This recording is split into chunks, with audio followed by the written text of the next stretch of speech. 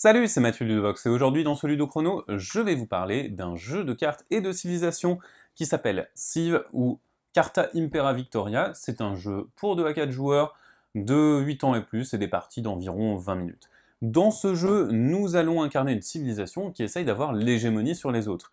Concrètement, en termes de jeu, avoir l'hégémonie, ça veut dire avoir une famille à 7 cartes, ou même 8 cartes si vous jouez à 2, donc simplement avoir 7 ou 8 cartes de la même couleur. Et du coup, pour ce faire, eh ben, on va jouer les cartes de notre main et profiter de leurs pouvoirs, parce que toutes les cartes vont avoir des pouvoirs différents. On va avoir 3 cartes de base dans nos mains, et du coup, ensuite, on va pouvoir jouer nos tours normalement. Là, j'ai installé quelques cartes pour vous montrer, mais globalement, vous allez commencer avec 3 cartes. Comment est-ce qu'on va jouer à Civ? Alors, les tours sont très très simples, les tours sont constitués de 3 phases. Tout d'abord, vous allez jouer une carte de votre main, ensuite vous allez activer les pouvoirs de vos cartes, ça c'est un petit peu plus compliqué, j'y reviens bientôt, et ensuite vous revenez à votre taille de main. De base, nous avons une taille de main de 3 cartes, et du coup, normalement, nous jouons une carte, et nous piochons donc une carte. Maintenant, les pouvoirs sont un petit peu particuliers. Comme je vous le disais, les pouvoirs, il y en a 2 types. Il y a les pouvoirs de collection, qui vont vous permettre de gagner des bonus activables à chaque tour, ou alors permanents en fonction du nombre de cartes que vous avez dans la même collection, dans la même famille. Et vous avez des pouvoirs de défausse, qui vont vous demander de défausser une carte pour activer son effet. Par exemple, ici, je vais faire mon tour, je vais par exemple jouer un temple. L'effet du temple ne se déclenche que quand j'ai 3 temples, c'est récapitulé ici. Pour 3 joueurs, j'ai besoin de 3 cartes de la même famille pour passer un palier.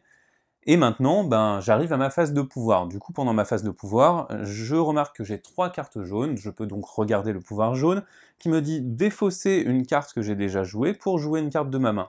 Je suis pas très intéressé par la guerre, je vais la défausser, je peux jouer une carte de ma main, c'est une carte temple, je vais donc avoir 3 cartes temple et pouvoir profiter de l'effet de collection de mes temples. Ici, l'effet de collection de mes temples, qu'est-ce qu'il fait? Il me permet d'augmenter ma taille de main de plus 2, donc je vais passer de 3 cartes à 5 cartes. Si j'avais 5 temples, eh bien je pourrais même passer à une taille de main de 7 cartes, ce qui me permettrait d'avoir beaucoup de choix. C'est la fin de mon tour, et du coup, je repioche pour atteindre ma nouvelle taille de main, qui est donc 5 cartes. C'est au joueur suivant qui va pouvoir faire de même, et on va tourner ainsi jusqu'à la fin de la partie. On va également donc avoir des pouvoirs de défausse qu'on peut activer.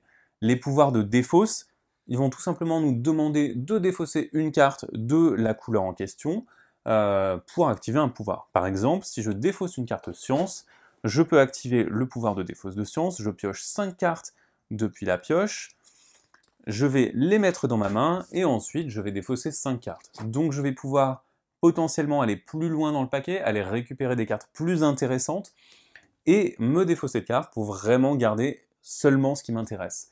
Et du coup, ça c'est bien parce que ça va me permettre d'écourter la partie, et le tempo de la partie va vraiment s'avérer crucial pour gagner une partie de Civ. On va avoir une répartition également un petit peu différente des familles selon les époques. On a 3 époques, donc 3 tas différents, et dans la dernière époque, on va avoir un nouveau type de carte carrément qui va apparaître et qui va nous permettre de vraiment manipuler le jeu.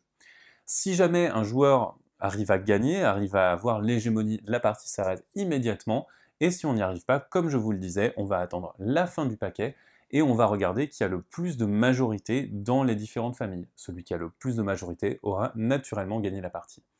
Voilà, vous savez à peu près tout sur Civ, Carta Impera Victoria, qui est donc un jeu de combo, un jeu de gestion où il va falloir collectionner, et en même temps savoir se débarrasser de la bonne carte au bon moment. Allez maintenant, à vous de jouer!